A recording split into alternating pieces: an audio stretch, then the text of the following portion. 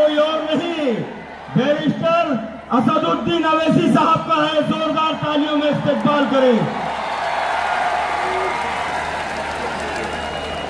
देखो देखो कौन आया, देखो देखो कौन आया, देखो देखो कौन आया।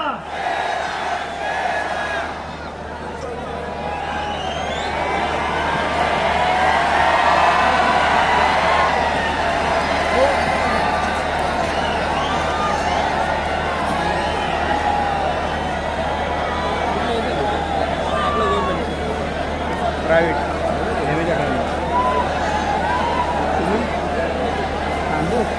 बिस्मिल्लाहिर्रहमानिर्रहीम। अस्सलाम वालेकुम व रहमतुल्लाहि व बरकातुहू।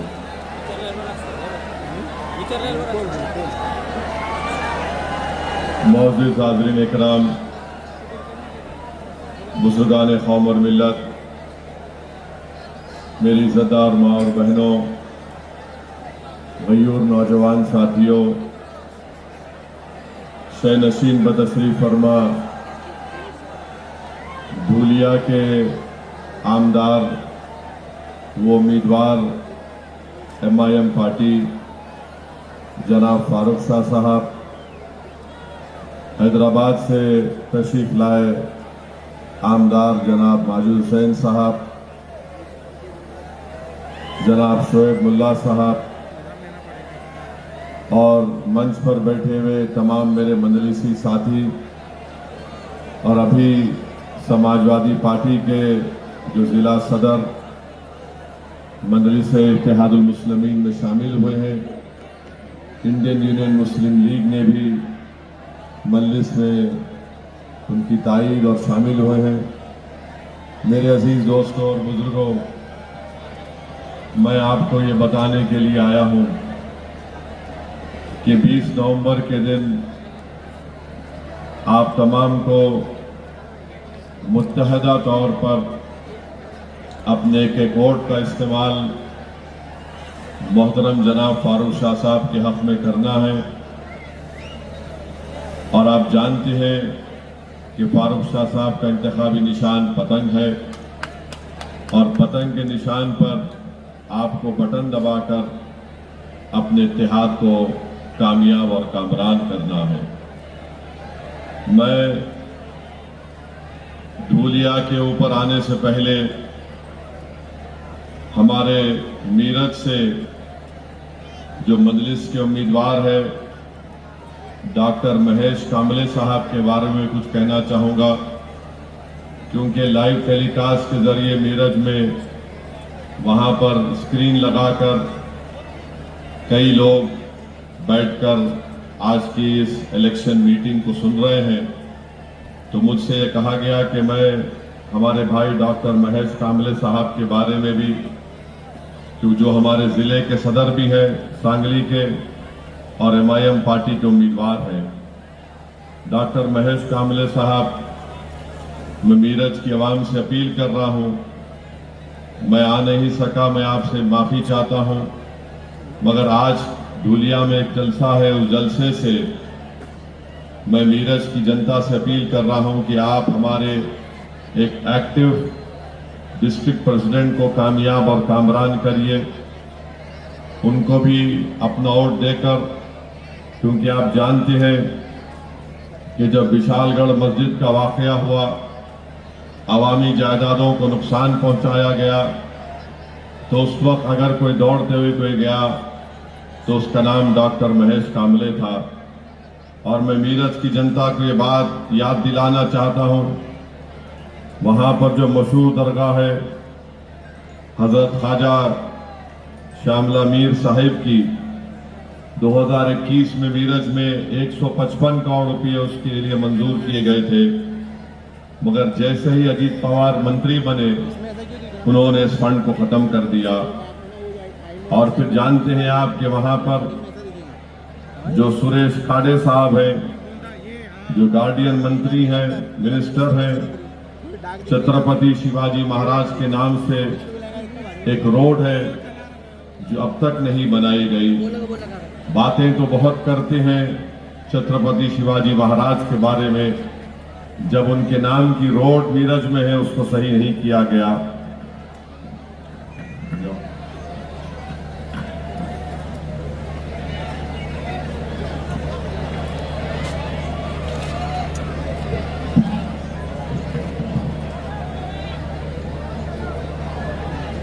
और फिर मीरज में छत्रपति शिवाजी महाराज के नाम पर स्टेडियम है। उस स्टेडियम में जितना पानी लीक होता है पिछले कई सालों से उसको ठीक नहीं किया गया। और फिर वहां पर ना मच्छी मार्केट ना मटन मार्केट का कोई इंतजाम किया गया। एक मिशन हॉस्पिटल है, वहां के मंत्री ने उसकी कोई मदद नहीं की। अब वो मिशन हॉस्पिटल बंद होने के दहाने पर आ गया। मैं मीरज की जनता को याद दिलाना चाहता हूं कि बेदाग गांव में बीजेपी के सरपंच ने पालक मंत्री सुरेश खड़े के को साथ मिलाकर अंबेडकर, बाबा साहब अंबेडकर के नाम पर जो स्वागत कमान बनाया गया था उसको डिमोलिश किया। यही डॉक्टर महेश कामले साहब थे जिन्होंने मुंबई तक मार्च निकाला और पूरे भारत में इसको इशू बनाया।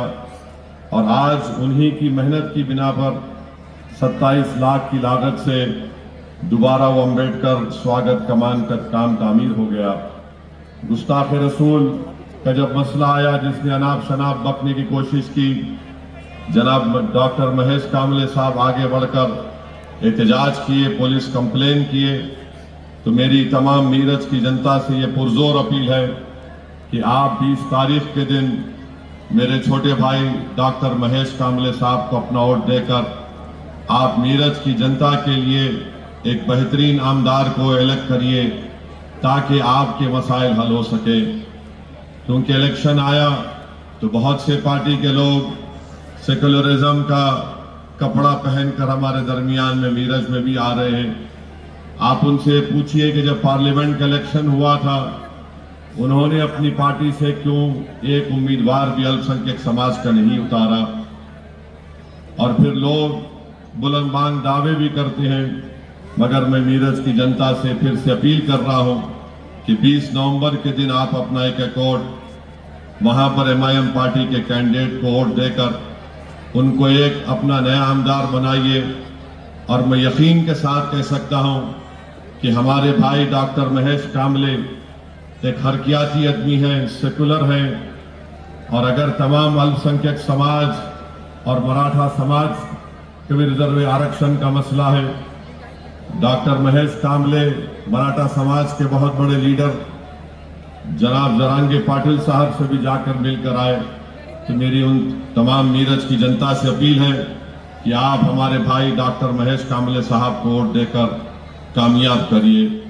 मेरे अजीज दोस्तों और बुजुर्गों, धूलिया के लिए आप जानते हैं कि 5 साल पहले आप तमाम लोगों ने अपने इत्तेहाद का सबूत दिया, अपने सियासी शऊर का सबूत दिया, जिसकी बिना पर जनाब फारूक शाह साहब को कामयाबी से आपने हमकिनार किया।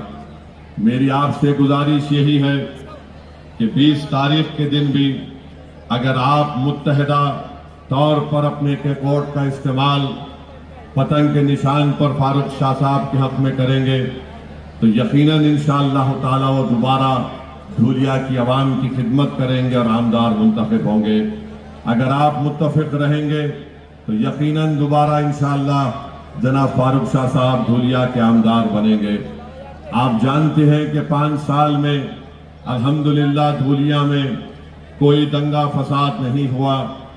और मैं ये बात बड़ी जिम्मेदारी के साथ कह रहा हूं कि जनाब फारूक शाह साहब ने धूलिया की तारीख में किसी भी आमदार ने इतना विकास का या डेवलपमेंट का काम नहीं कराया जो जनाब फारूक शाह साहब ने अपने 5 साल में करवाया। और मैं ये बात इसलिए भी कह रहा हूं कि मैं जब 5 या 6 तारीख को हैदराबाद से औरंगाबाद को आ रहा था, मेरे साथ फ्लाइट में एक बड़े ही काबिल साइंटिस्ट बैठे हुए थे। उन्होंने मुझसे कहा कि आप कहां जा रहे हैं? मैंने कहा कि मैं औरंगाबाद जा रहा हूं। उन्होंने मुझसे कहा कि उनका ताल्लुक धूलिया से है और उन्होंने कहा कि मैंने ये देखा कि फारूक शाह ने धूलिया में इतना तरक्की, डेवलपमेंट और विकास का काम कराया कि किसी ने भी इतना काम नहीं कराया। वो खुद मुझसे कह रहे थे, वो हमारे एक हिंदू भाई थे। मुझे बड़ी खुशी हुई कि आज वो मेरे बाजू प्लेन में बैठकर इस बात का इकरार कर रहे हैं कि फारूक शाह साहब ने बिला लिहाज मज़हब मिल्लत धूलिया की तरक्की के लिए तमाम इक़दाम किए। मेरी आपसे गुजारिश है कि आप अपने इस विकास के, इस डेवलपमेंट के, तरक्की के सफर को जारी और सारी रखें। और साथ ही साथ आप जानते हैं कि हमारे आदिवासी समाज के लोग हैं जो बरसों से उनको दबाया गया, आज भी उनको दबाया जा रहा है, उनसे इंसाफ नहीं किया जाता, उनको कुचला जाता है। मगर जब फारूक शाह यहाँ के एमएलए और आमदार बने, फारूक शाह साहब ने आदिवासियों के इलाके में भी जाकर लाखों करोड़ों रुपए के डेवलपमेंट के काम करवाए। और मैं धूलिया के आदिवासी अवाम को ये तयखुन दे रहा हूँ, वादा कर रहा हूँ, बल्कि महाराष्ट्र और भारत के तमाम आदिवासियों को एमआईएम पार्टी और ओवैसी इस बात का आपको वादा कर रही है, आश्वासन दे रही है कि हम हमेशा आपके साथ ठहरे थे और मुस्तकबिल में भी, फ्यूचर में भी हम आपके साथ खड़े रहेंगे। आपकी तकलीफ हमारी तकलीफ होगी। और आज भारत का आदिवासी बड़ा परेशान है कि मणिपुर में जिस तरीके से वहां पर कत्लो गारतगिरी की जा रही है पिछले 1 साल से, आप अंदाजा नहीं कर सकते कि 2 दिन पहले या कल अखबार में मैंने पढ़ा कि एक 8 महीने के बच्चे को गोली मारकर फेंक दिया गया। क्या कर रही है मोदी सरकार? मणिपुर में वहां पर आदिवासियों को पिछले 1 साल से मारा जा रहा है, गांव खाली हो चुके हैं, सीआरपीएफ के कैंपों में उनको महफूज रखा जा रहा है। तो सीआरपीएफ के कैंप में भी आकर उनके घरों को जलाकर एक मां को और उसके 8 महीने के बच्चे को उठाकर लेकर गए और 4 दिन के बाद उनकी लाशें पानी में नजर आती हैं। बताइए, ये जुल्म नहीं तो क्या है? ये कौन सी सोच रखने वाले लोग हैं कि 8 महीने के बच्चे को उसकी मां के साथ सर में गोली मारकर फेंक दिया जाता है? मैं आदिवासी जनता से अपील कर रहा हूं कि आप देखिए मणिपुर में आज क्या हो रहा है। अमित शाह ने कहा था पार्लियामेंट में, मैं 15 दिन में मणिपुर को जा रहा हूं। हमारे देश के होम मिनिस्टर हैं, गृह मंत्री हैं, मगर एक मर्तबा भी अमित शाह पार्लियामेंट में बोलने के बाद मणिपुर को नहीं गए। जिस जगह पर जिरबाम जो जगह है जहां पर आज यहां पर कत्लो गारतगिरी की जा रही है, अमित शाह वहां पर नहीं जाते। क्यों नहीं जाते अमित शाह? भारत के वजीर आजम, प्रधानमंत्री नाइजीरिया जाते हैं, इटली जाते हैं, कहां कहां चले जाते, मगर देश में 1 साल से आदिवासियों पर जुल्म हो रहा है। मणिपुर में हमारे प्रधानमंत्री दुनिया के कोने कोने में बैठकर, प्लेन में बैठकर उड़ जाते हैं, वहां पर जाकर वहां पर रहने वाले इंडियन से मिलते हैं, भारत के लोगों से मिलते हैं और बड़ी बड़ी उनसे मुस्कुराकर फोटोआं लेते हैं, भाषण देते हैं। प्रधानमंत्री दिल्ली से मणिपुर आप 1 घंटे में, 1.25 घंटे में पहुंच जाएंगे। आप देश से बाहर जाकर वहां पर बसने वाले भारत के लोगों से आप मुलाकात कर रहे हैं, मगर मणिपुर जल रहा है नरेंद्र मोदी, मणिपुर जल रहा है अमित शाह, जहां पर आदिवासियों के खून की होली खेली जा रही है। हर एक के पास मणिपुर में हथियार है और गरीब आदिवासी पिट रहा है। मैं ये कहना चाहता हूं कि हुकूमत जिम्मेदार है, मोदी की हुकूमत जिम्मेदार है जो मणिपुर में आज आदिवासियों पर जुल्म हो रहा है। आप, मैं सोच भी नहीं सकता कि कोई 8 महीने के बच्चे को गोली मार सकता है। उनका जुर्म सिर्फ इतना ही है कि वो आदिवासी है, कोई उनका पूछने वाला नहीं है। मगर मैं धूलिया में खड़े होकर यहाँ के आदिवासी भाई बहनों को और देश के आदिवासी लोगों को और खास तौर से मणिपुर के आदिवासियों को इस बात का तयख्खुन दे रहा हूं कि मोदी अमित शाह तुम्हारी बात नहीं सुन रहे होंगे, मगर हम तुम्हारी दास्तान को पूरे मुल्क में उठाते आए हैं और उठाते रहेंगे इंशाअल्लाह ताला। भारत के पार्लियामेंट में भी हमने मणिपुर का मसला उठाया, मगर उसकी बात नहीं करेंगे। प्रधानमंत्री क्या बोलते हैं, एक है तो सेफ है, एक है तो सेफ है। अरे प्रधानमंत्री, मणिपुर के लोग सेफ नहीं हैं, वहां क्यों नहीं जाते आप?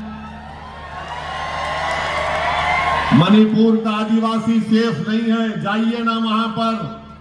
मगर नहीं, प्रधानमंत्री पूरे महाराष्ट्र में घूमेंगे, झारखंड में जाकर प्रधानमंत्री बोलेंगे कि बांग्लादेश से लोग झारखंड में आ रहे हैं। मेरे को मैं मैप उठाकर देख लो आप, झारखंड का कोई बॉर्डर नहीं लगता बांग्लादेश से। कैसे आ रहे प्रधानमंत्री, उड़ के आ रहे क्या? और अगर बॉर्डर क्रॉस कर रहे हैं तो बॉर्डर पर तो सेना है ना, बीएसएफ है, बॉर्डर पर तो बीएसएफ है और अमित शाह के अंडर है। तो ये अमित शाह की नाकामी है अगर बांग्लादेश से घुस के कोई झारखंड में आ रहा है तो। प्रधानमंत्री को चाहिए था कि अमित शाह को बिठाकर पूछते कि बोलो कैसे आ रहे हैं। बांग्लादेश का बॉर्डर झारखंड को नहीं लगता, मगर प्रधानमंत्री झारखंड में जाके बोल रहे हैं कि यहां पर आदिवासियों को खतरा है। अरे मणिपुर में 8 महीने के बच्चे को गोली मार दी गई प्रधानमंत्री। और बच्चे को गोली कैसे मारे? बच्चे को गोली मारे और उसकी मां को भी मारकर रस्सी से बांधकर पानी में फेंक दिए। ये जुल्म हो रहा है। 100 से ज्यादा महिलाओं की इज्जत लूट ली गई है, मगर प्रधानमंत्री को फिक्र नहीं है। एक है तो सेफ है। अरे मणिपुर को जाओ नरेंद्र मोदी, जाकर बैठो आप मणिपुर में, मालूम करो कि क्यों हो रहा है उन आदिवासियों पे जुल्म, खत्म करो उसको, अमन पैदा करो। मगर नहीं, महाराष्ट्र में चुनाव है तो प्रधानमंत्री हर जगह पर प्लेन से उतरते हैं, आते हैं, अपनी लंबी लंबी फेंक कर चले जाते हैं।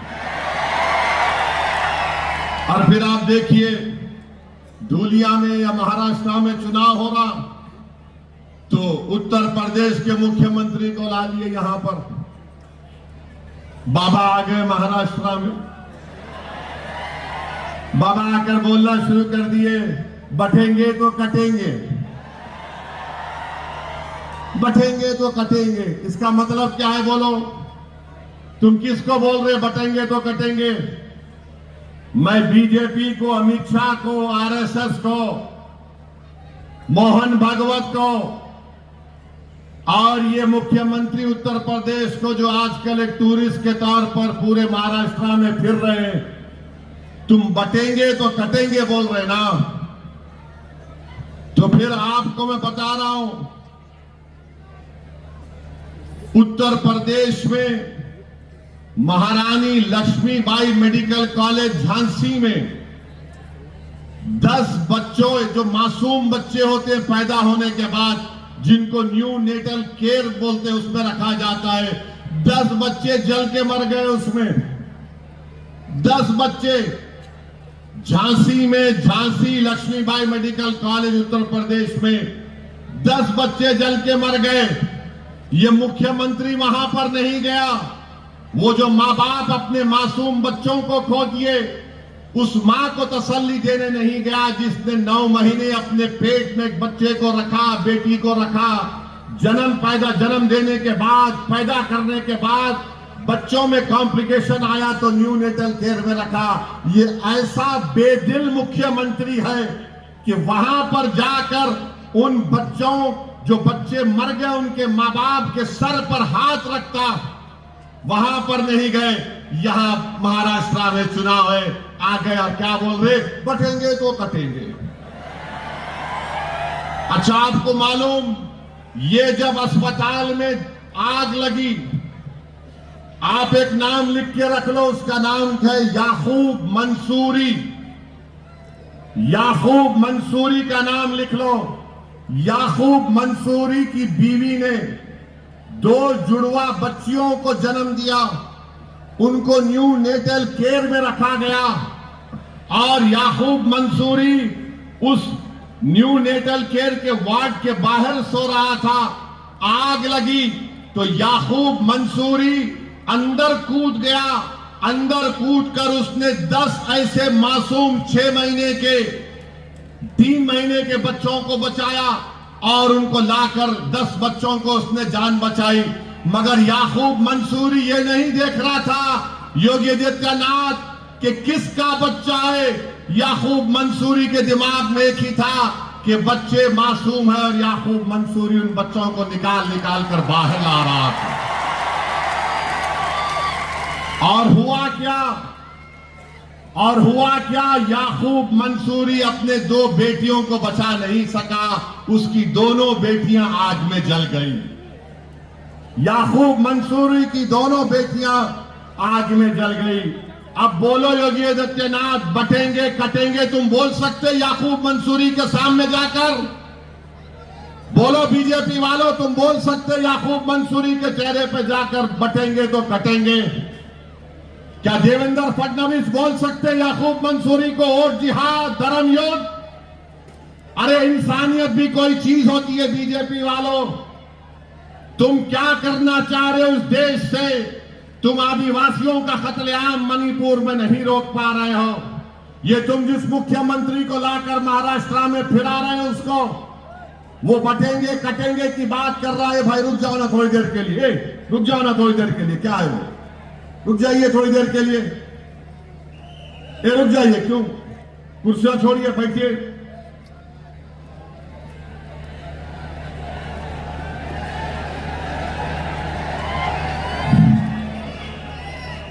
अरे लोग खड़े हैं भाई, आप क्यों कुर्सियां लेकर आ रहे हैं? आज आप देखते हैं कि ये बातें कोई नहीं करता। प्रधानमंत्री नहीं बोलेंगे, देवेंद्र फडणवीस नहीं बोलेंगे, मोहन भागवत नहीं बोलेंगे और ये उत्तर प्रदेश का मुख्यमंत्री योगी आदित्यनाथ नहीं कहेंगे। कितनी कैसी बात है ये कि एक प्रदेश में अस्पताल में 10 बच्चे जल जाते हैं और वो मुख्यमंत्री वहां जाने के बजाय झांसी को महाराष्ट्र में चुनाव की ओर की अपील बांधते फिर रहा है और वही बोल रहा है बटेंगे तो कटेंगे, फुला ऐसा है, ये है। अरे अगर तुम्हारे दिल में छत्रपति शिवाजी महाराज की मोहब्बत सही होती ना तो तुम झांसी को जाते और उन मरने वाले परिवारों को मिलते, तुम याकूब मंसूरी को अपने सीने से लगाते। मगर नहीं, तुम उसकी फिक्र नहीं है, तुमको सिर्फ चुनाव की फिक्र है। मेरे अजीज दोस्तों और बुजुर्गों, और फिर आप देखते हैं कि धूलिया में यहां पर जो बीजेपी के उम्मीदवार हैं वो भी फिर से रुक नहीं रहे। पिछले बार, अरे भाई रुक जाओ ना, क्यों कर रहे हो?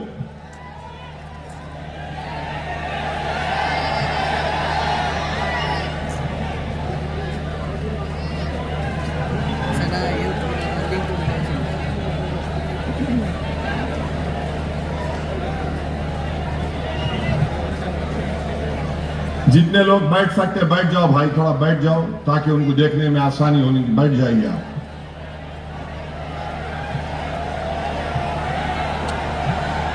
मेरे अजीज दोस्तों और बुजुर्गों, मैं आपसे कह रहा था कि इस विधानसभा में जो बीजेपी के उम्मीदवार हैं वो अभी भी अनाप शनाप बकवास बक रहे हैं। मुझे बताया गया कि कह रहे कि वक्फ बोर्ड को हम खत्म कर देंगे, कब्रिस्तान का ये बड़ा जुमला उनका चल रहा है कि कब्रिस्तान की दीवार को, भाई अगर वहां से आवाज आएगी तो मैं बैठ जाऊंगा। मैं आखिरी मर्तबा बोल रहा हूं, वहां से आवाज नहीं आनी चाहिए। आपकी वजह से लोगों को, इतने हजारों की तादाद में लोग यहां पर आए, आप लोग वहां पर क्या कर रहे हैं? हट जाइए वहां से।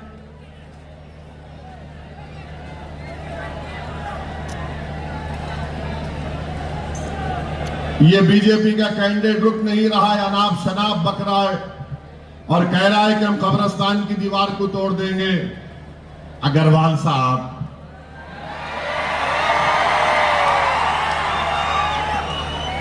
तुम मुर्दों को नहीं छोड़े तो जिंदों को क्या करने वाले हो तुम?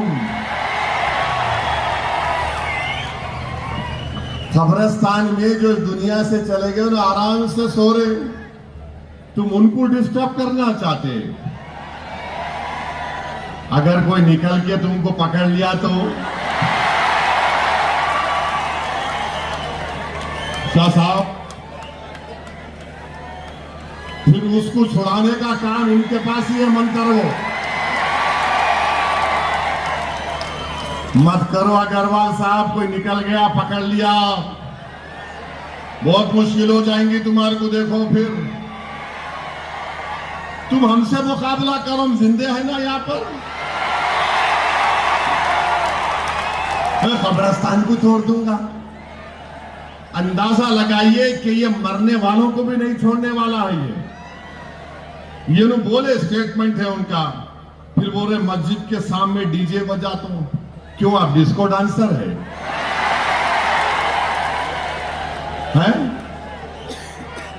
डांस करना चाह रहे आप? जाओ आप, वो आता ना टीवी पे, कौन अच्छा था थैया करता, वहां जाओ उधर। मैं डीजे लगा के नाचता हूं। अरे क्या, क्यों लगाता डीजे बाबा? तू डीजे लगा के तेरे को नाचना है तो लगा अपने घर में, अपने बीजेपी के ऑफिस में लगा के नाच ले, मोदी का चेहरा लगा के नाच ले, ये कर ले। मस्जिद के सामने डीजे लगा के नाचता हूं। मत नाचो, कमर बल खा जाएंगी प्यारे, देखिए। अरे नाचने की जगह अगर इंशाल्लाह मैं आप लोग फारूक शाह को कामयाब करेंगे ना 20 तारीख को, 20 तारीख को बटन पे बटन दबेगा ना। फारूक साहब, मेरी आपसे अपील है, आप जो है धूलिया के बाहर एक जगह पर बैठो, बैठो बैठो, आप बैठो बैठो, आप धूलिया के बाहर एक जगह निकालो, यहां पे अग्रवाल डांस करेंगे हारने के बाद। हमारी म्यूजिक रहेंगी, हमारी म्यूजिक पे ही तू नाचेगा इंशाअल्लाह। और 20 तारीख के दिन हम जो डीजे बजाएंगे ना, और वो डीजे में क्या आवाज आएंगे अग्रवाल साहब? पतंग को ओढ़ दो, पतंग को ओढ़ दो, पतंग को ओढ़ दो। मस्जिद के सामने डीजे लगा के नाचते, इन्हें क्या डांसर है क्या? तो भी है। मोदी जी आपको नाचने वाले मिल रहे, को अच्छा नहीं मिला शाह साहब के खिलाफ? क्या है ये? अरे तुम ये बोलो, धूलिया के लिए जो काम फारूक शाह ने किया वो किसी आमदार ने नहीं किया, तो ये क्या कर रहे हिंदू मुस्लिम? कब्रिस्तान को वो कर देता हूं, मस्जिद को ये कर देता हूं, वक्फ बोर्ड को निकाल देता हूं। अरे क्या करना चाह रहा बाबा तू? कब्रिस्तान के करीब मत जा, मेरी बात सुन। वहां पे बहुत फिरते रात के टाइम पे, हमारे को मालूम। कुल अल्लाह अहद अल्लाह समद बोलना पड़ता, आयतल कुर्सी पढ़ के जाते हम लोग। अभी देखो, तुम्हारे को कोई पकड़ लिया तो नहीं बोलना, हमारे को नहीं मालूम, निकल गया खबर से कोई। हाँ, धूलिया में मत करो ना, आराम से रहने दो लोगों को। अब क्या है कि तुम देख लो, मगर ये बात करना अजीब व गरीब बात है। और फिर आप ये जो कौन है, गोटे गोटे कौन सी पार्टी के? हाँ, उद्धव ठाकरे के। उन्होंने जो है अपनी जिंदगी में, पूरी जिंदगी में आरएसएस की चड्डी पहन के लग फिराए उन्होंने। अब आजकल पैंट पहन रहे आरएसएस वाले। 100 साल होने आ रहे, 90 साल चड्डी पहने, बाद में मालूम आ रहे कब तक बच्चे रहेंगे, बड़े होना है तो पैंट पहनना है। गोटे गोटे साहब, ऐसा नहीं, हम जानते हर एक का शिजरा है हमारे पास। आप उद्धव ठाकरे के पास गए, मेरे को आज तक समझ में नहीं आया कि ये लोग जो बोल रहे हैं इसको ये क्या है। उद्धव ठाकरे तो बहैसियत मुख्यमंत्री महाराष्ट्र की विधानसभा में खड़े होकर बोले कि हमको फख्र है कि हमारे शिव सैनिकों ने बाबरी मस्जिद को तोड़ा। अरे अजीब बात यह है कि सबकी नजर में बुरा मैं हूं, सबकी नजर में इन्हें आतंकवादियों से इसका ताल्लुक, इन्हें देश से मोहब्बत नहीं करता, इन्हें फंडामेंटलिस्ट है, इसकी जबान कड़वी है। अरे तुम खड़े रह के बोल रहे विधानसभा में बहैसियत मुख्यमंत्री, और आप गाली मेरे को दे रहे। आखिर क्या हो गया है कि जो खड़े होकर इकरार कर रहा है अपनी पार्टी के लोगों ने काम किया, आज ऐसे उनके साथ भी हमारे बास कमजोर किस्म के मीर जाफर और मीर सादिक भी है। अरे तुम क्या कर रहे बाबा, तुम अपना जमीर बेच के धूलिया में रात में आराम की नींद सो सकते? तुम अपना जमीर बेच के, तुम अपना सब कुछ बेच के तुम आराम की नींद सो सकते धूलिया में? देखो ये तूफान, ये सरों का समंदर क्या पैगाम दे रहा है,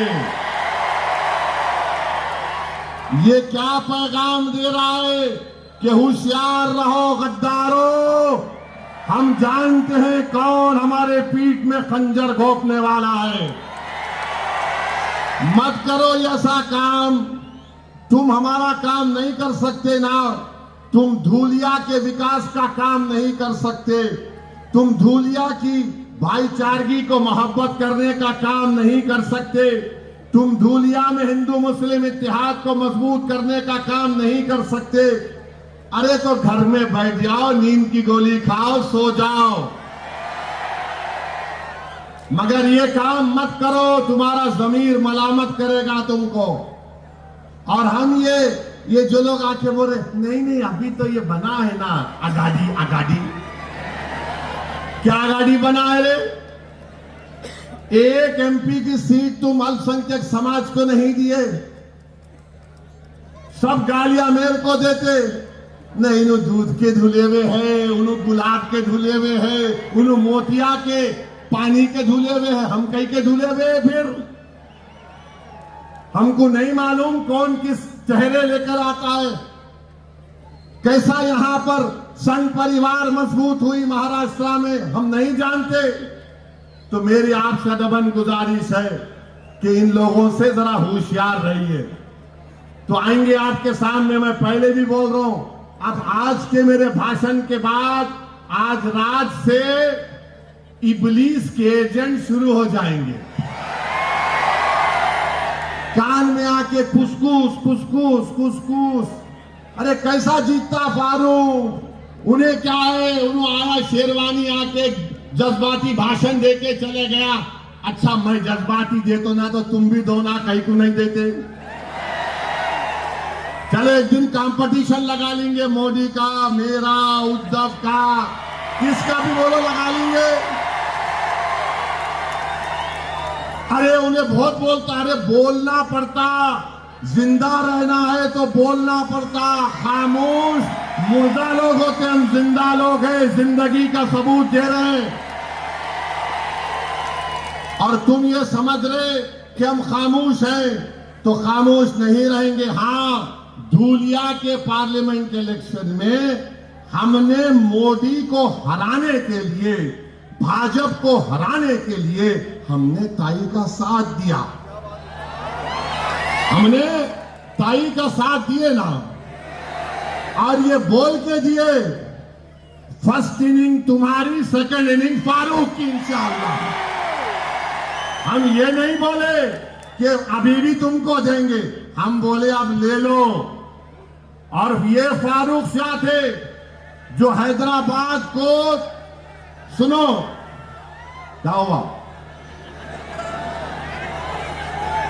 आवाज नहीं आ रही ना? ये आवाज चालू करो जी, जरा आवाज चालू करो। अपन चालू है, रुकने वाले नहीं है। यही फारूक शाह साहब थे जो हैदराबाद को 2 मरतबा है मेरे पास। आ रहा ये शोएब मुल्ला पलटा, उधर पूरा पलटा। आ रही आवाज? नारे तकबीर, पूरी आवाज आ रही ना? नहीं आ रही यार। ये धूलिया के नौजवान बहुत चालू है माशाअल्लाह। तुम लोग आज गुगली डाल रहे मेरे पे। तो फारूक शाह साहब 2 मरतबा हैदराबाद को आए। एक मरतबा के बोले साहब धूलिया पार्लियामेंट के बारे में आपको सुनना पड़ेगा मेरी बात। मैं बोला क्या है, इतनी दूर से आया बगैर बोले क्या है बोलो। बोले इसमें आप छोड़ दो, खामोश हो जाओ। अरे मेरा इम्तियाज जलील भी लड़ रहे ना, क्या करूं मैं? बोले नहीं साहब धूलिया के लिए कुछ नहीं करना। मेरा शाह साहब आप आगे बढ़ जाओ। बोले साहब नहीं, हमको अब की बार बीजेपी को रोकना है। मैं बोला मैं सोच के बोलता हूं। फिर 3 दिन के बाद फिर फारूक शाह आ गए। अरे बोला क्या तो भी है फारूक शाह साहब, आप हैदराबाद जा ही नहीं रहे क्या? बोले नहीं साहब आप जबान देना मेरे को, आप कैंडिडेट नहीं देंगे यहां से। मैंने फारूक साहब से कहा जब आप इसरार कर रहे हैं और आप ये कह रहे हैं कि फिरका परस्त ताकतों को रोकने के लिए भारत में हिंदू मुस्लिम इत्तेहाद और आदिवासी अल्पसंख्यक समाज के इत्तेहाद को मजबूत करने के लिए आप कह रहे हैं कि नहीं देना चाहिए, धूलिया में मोहब्बत की फिजाओं को आम करने के लिए। मैंने कहा जाइए फारूक शाह साहब, हम वादा कर रहे हैं आपसे कैंडिडेट नहीं देंगे। हमने कैंडिडेट नहीं दिया, हम कैंडिडेट नहीं दिए। अगर हम कैंडिडेट दे देते तो ताई कहां जीतती? नहीं जीतते थे ना। अपन खाली डिफेंड करे तो ऐसा 50-60 निकाल लेते। अब फारूक शाह साहब बैटिंग करे तो बहुत दूर चले जाते। तो फारूक शाह साहब को क्रेडिट जाता। उन्होंने बोले नहीं देना, नहीं दिए। अब आप क्या करेंगे, किसको देंगे? आप लोग किसको देंगे? जरा दूर तक हाथ उठाओ, मेरे को दिख रहा। वहां भी आता, हाथ उठाओ। अब की बार फारूक शाह, ये 20 तारीख को आपको अपना एक वोट जनाब फारूक शाह साहब को पतंग के निशान पर बटन दबा कर दीजिए। ये जो लोग हैं, हाय भी खत्म नहीं कर रहा, आराम से बैठो तुम। और फिर हाँ हाय हाय हाय हाय हाय हाय बोल रहा हूं उनके बारे में बोल रहा हूं, साइकिल के बारे में बोल रहा हूं। फिक्र मत करो तुम। हाँ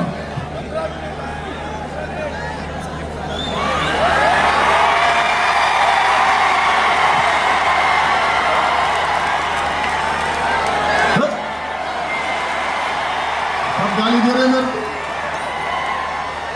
टीवी में एंकरा बैठ के ऐसा, टीवी में हर एंकर बैठ के ऐसा बोला जैसा मेरा ससुरा बना हुआ है। हमारा भी टाइम आएगा, फिक्र मत करो एंकर टीवी वालों। हाँ हाँ, अब आपको मैं बोल रहा था, ये साइकिल वाले भी हैं। साइकिल की दोनों पहियों में पंचर है। चेन आप उतार लिए, मेरे को मालूम साइकिल की। अब इन्हों ये समझ रहे कि मैं गम के पैंडला मारूंगा धूलिया में। मारो गम के पैंडल, तुम गम के ही पैंडल मारोगे। मगर इनका मकसद क्या है कि ये इनको पैसे दोनों से मिल रहे, इनको दोनों से। अब ये क्या कर रहे, मिठाई खा रहे, आपके इत्तेहाद को तोड़ना चाह रहे, आपको कमजोर करना चाह रहे। याद रखिए, ये इलेक्शन फारूक शाह का नहीं है, ये इलेक्शन धूलिया के अमन को मजबूत करने का है। ये इलेक्शन धूलिया के विकास का जो काम फारूक शाह ने शुरू किया उसको आगे लेके जाने का है। ये इलेक्शन आदिवासियों को उनका हक दिलाने का है। ये इलेक्शन हमारे दलित समाज को और ताकतवर बनाने का है, जिसको बाबा साहेब अम्बेडकर ने उनको एक मुकाम दिया संविधान बनाकर। तो ये इलेक्शन 20 तारीख के दिन पोलिंग हमारे दलित समाज को साथ लेकर उनका दिल जीतकर उनको ताकतवर बनाने का इलेक्शन है। ये इलेक्शन मेरे अजीज दोस्तों और बुजुर्गों धूलिया को मजबूत बनाने का है। ये इलेक्शन मेरे अजीज दोस्तों और बुजुर्गों उन ताकतों को रोकना है जो मजहबी इबादत गाहों को खत्म करना चाहते हैं, जो वक्फ बिल को कानून बनाना चाहते हैं। तो मेरी आपसे गुजारिश एक ही है कि एक एक वोट का इस्तेमाल करिए। 20 तारीख के दिन सुबह अपने घर से निकलिए, अपने माँ और बहनों को लेके जाइए, पोलिंग बूथ को जाइए। धूलिया के आपके इतिहास को मजबूत रखने के लिए याद रखिए, ये गोटे और अग्रवाल धूलिया के लिए इलेक्शन नहीं लड़ रहे। धूलिया के लिए अगर कोई इलेक्शन लड़ रहा है तो उसका नाम फारूक शाह है।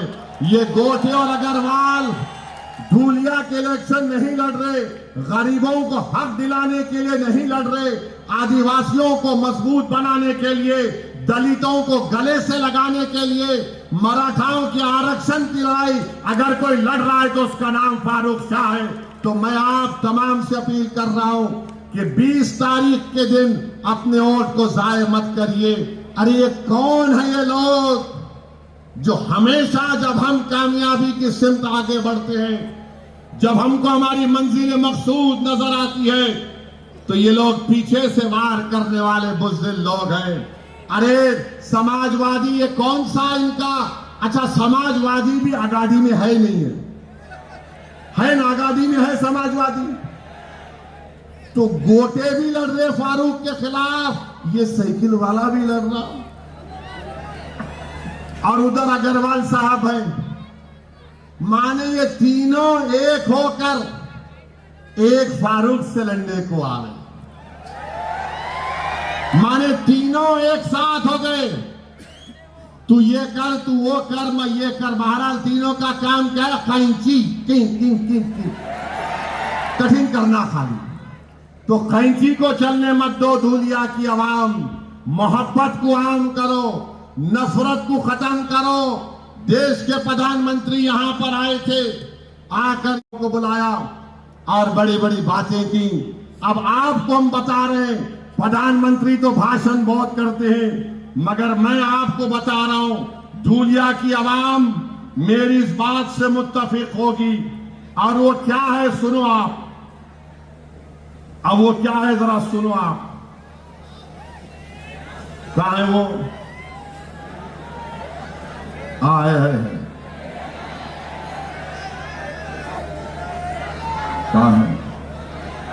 चाह रहा हूं गोटे को, अग्रवाल साहब को, मोदी को, योगी को और फडणवीस को और शिंदे को भूल गया, इतनी देर नहीं बोला। तो जवार की कीमत 2014 में 30 रुपए थी, अब मार्केट में धूलिया की मार्केट में उसकी कीमत 50 रुपये है। कितनी है? चावल 40 रुपये था, 60 रुपये में हो गया। गेहूं आटा 25 रुपये में था, अब 42 और 45 रुपीस के दरमियान में है। गुड़ 30 रुपये था, 55 रुपये हो गया। शक्कर 30 रुपये थी, अब 42 रुपीस में है। अब मोदी जी चाय बना के पिलाएंगे तो कैसा होगा? उन्होंने बोलते ना मैं चाय वाला, मगर 42 में शक्कर 42 में है। मसूर की दाल 50 रुपये थी 10 साल पहले, अब हो गई 90 रुपये में। तुअर की दाल 70 रुपये थी 10 साल पहले, अब 160 रुपये। लाल मिर्ची 100 रुपये में थी, धूलिया में 400 रुपये हो गई। हल्दी 100 रुपये में थी 10 साल पहले, अब 500 रुपये में हो गई।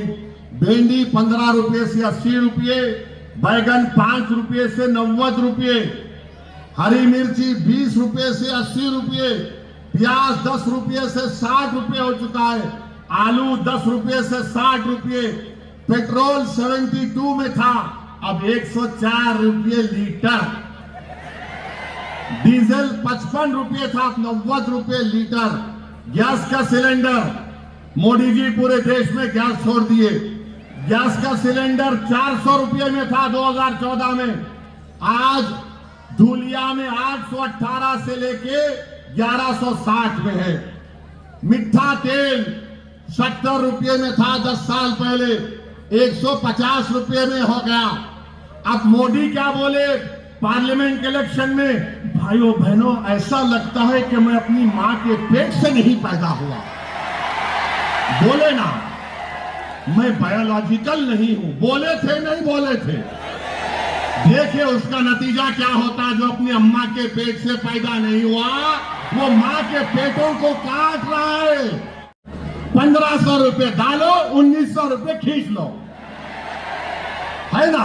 ये धूलिया की मार्केट का रेट है, मेरा नहीं है। अग्रवाल साहब आपको तो रेट मालूम होगा ना। अब आप बताइए, 1500 लाडली दिए, 1500 डाल रहे, 1900 गरीब बहनों से छीन ले रहे। तो हम धूलिया के माहौर बहनों से अपील कर रहे कि आपको अगर जिसको मिला लाडली बहन ले लो आप, और ये समझो कि आपका है।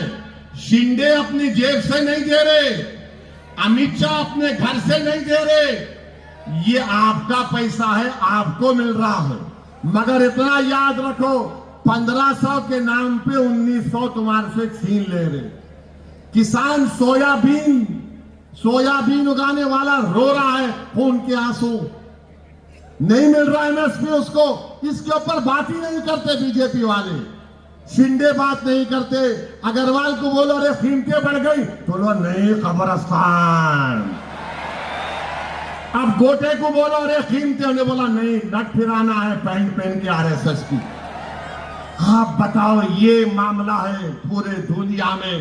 तो मेरी आपसे दबन गुजारिश है कि आप अपना एक वोट मीरठ में, धूलिया में और जहां जहां एमआईएम पार्टी के कैंडिडेट्स हैं उनकी लिस्ट मैं आपके सामने रख रहा हूं कि उन उम्मीदवारों को आप अपना वोट दीजिए। औरंगाबाद से इम्तियाज जलील साहब, नासिर सिद्दीकी सेंट्रल से, फारूक शाह साहब धूलिया से, मुफ्ती इस्माइल साहब मालेगांव से, वारिस पठान भिवंडी वेस्ट से, फैयाज साहब बैकुल्ला से, सैफ पठान मुमरा से, रईस लश्करिया महाराष्ट्र के सदर वर्सोवा से, फारूक शाब्दी सोलापुर से, महेश कामले मीरठ से, सम्राट सुरवाडे मुर्तुजापुर से, सैयद मोइन नांदेड़ साउथ से, बबीता कनाडे कुरला से, मोहम्मद यूसुफ करांजे मनोरा से, अतीक अहमद खान मनकुर शिवाजी नगर से, कीर्ति दीपक डोंगरे हमारी बहन नागपुर नॉर्थ से। ये 16 कैंडिडेट के हक में पतंग के निशान पर अपना बटन दबाइए। और ये जो आ रहे हैं ना पीछे से वार करने वाले, ये पीछे से वार नहीं कर रहे हैं, ये धूलिया पर वार करना चाहते हैं। तो मेरी आप तमाम से अपील है कि 20 तारीख के दिन धूलिया की जनता बिला लिहाज मजहब मिल्लत को देखे। धूलिया के विकास के लिए आप यहां से फारूक शाह को कामयाब करिए। धूलिया के मजबूती के लिए, धूलिया में अमन को और मजबूत बनाने के लिए और महाराष्ट्र की विधानसभा में अल्पसंख्यक समाज की नुमाइंदगी के लिए भी ये बहुत जरूरी है कि फारूक शाह को आप कामयाब करें। इख्तलाफ हो सकता है, इख्तलाफ हो सकता है, ना मैं फरिश्ता हूं ना फारूक शाह फरिश्ते हैं। हम तमाम अल्लाह की बारगाह में रोज गिड़गिड़ा कर भीख मांगते कि परवरदिगार हमारी गलतियों को, गुनाहों को तू माफ फरमा दे, हमको सीधे रास्ते पर चला। मगर याद रखो, ये इलेक्शन फारूक शाह की जात का नहीं है। यसदुद्दीन ओवैसी आपके सामने खड़े होकर कह रहा है कि मेरे भाई, आप तमाम ने 5 साल पहले एक तारीख बनाई, उस तारीख को दोबारा आपको दोहराना है। उस तारीख को आपको दोबारा दोहराना है। मुंतशिर मत हो, इत्तेहाद को मजबूत रखो और 20 तारीख के दिन आपको मालूम हो जाएगा कि धूलिया का दोस्त कौन है और आपका दुश्मन कौन है, कौन आपका हमदर्द है, कौन आपकी रहबरी कर सकता है और कौन हमको बर्बाद करना चाहता है। जो बर्बाद करने वाले हैं उनको वोट मत दीजिए, जो धूलिया को खत्म करना चाहते हैं, मोहब्बत के ना को खत्म करना चाहते हैं, आप उनको वोट मत दीजिए। मेरी आप तमाम से अपील है कि 20 तारीख के दिन पूरे इत्मीनान के साथ, पूरे अपने अफराद खानदान के साथ निकलकर धूलिया को कामयाब करने के लिए, मोहब्बत को कामयाब करने के लिए, नफरत को खत्म करने के लिए आपको फारूक शाह को वोट देकर कामयाब करिए। मैं तमाम लोगों से अपील कर रहा हूं कि फारूक शाह को कामयाब करिए। आज ये आदमी दिन रात आपके दरमियान में रहा, इसने कोशिशें की, लड़ लड़कर सरकार से पैसा लाकर काम करवाया। ये आपके वोट का मुस्तहिक है, ये धूलिया के लिए जरूरी है। तो 20 तारीख के दिन धूलिया के आसमानों पर क्या नजर आएगा? नहीं सुनाई दे रहा मेरे को, इतना जोर से बोलो कि मोदी भी चमक कर उठ जाए कि धूलिया से आवाज आ रही है। क्या आवाज आ रही है? आवाज क्या आ रही है? किसको वोट पड़ेगा? धूलिया के घर घर से क्या आवाज आएगी?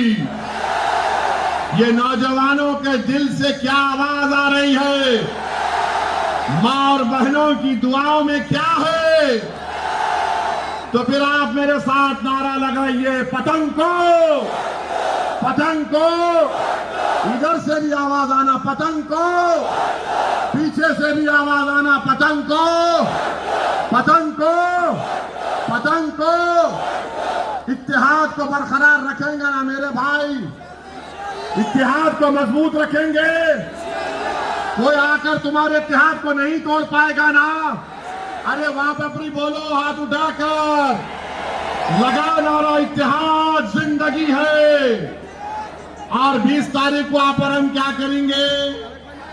ऐसा डाल के, रिएक्शन लेके, जिप जिप जिप बहुत बहुत शुक्रिया। अल्लाह आपको कामयाब करे। अस्सलाम वालेकुम व रहमतुल्लाहि व बरकातहू।